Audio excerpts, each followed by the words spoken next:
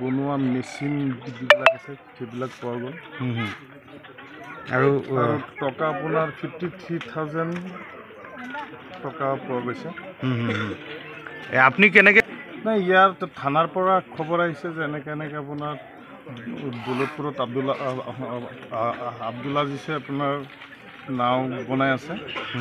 আমি আহি পিনে খবৰ পাই গ'লোঁ আৰু তাকে মানে আহি আপোনাৰ নাই থাকোঁতে বনাই মানে আপোনাৰ নাওটো আপোনাৰ কালাৰ কৰি আছে যে তেনেতে আমি পাই গ'লোঁ।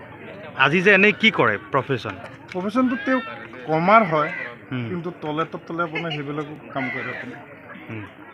অভিযানত আজি নকল সোণ আৰু নকল সোণৰ মূৰ্তি আৰু নকল নাও বনোৱা এটা ঘাটি উৎখাত কৰে। আমি পোনপ্ৰথমে বঙালমৰা আৰক্ষী চকীক ধন্যবাদ জনাইছোঁ আৰু অসম আৰক্ষীক আমি অনুৰোধ জনাইছোঁ যাতে কঠোৰ হাতেৰে এই যিটো দুষ্ট চক্ৰ আছে এই দুষ্ট চক্ৰক দমন কৰে।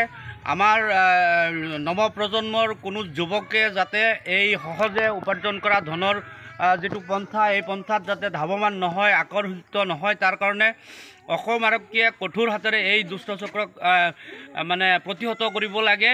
আৰু যিটো ঘাটি আজি উৎখাত কৰা হৈছে, যিজন দোষী ব্যক্তিক আজি কৰায়ত্ব কৰা হৈছে তাৰ ওপৰত দৃষ্টান্তমূলক শাস্তিৰ ব্যৱস্থা কৰিব লাগে, যাতে কোনো দুষ্ট চক্ৰই পুনৰ এই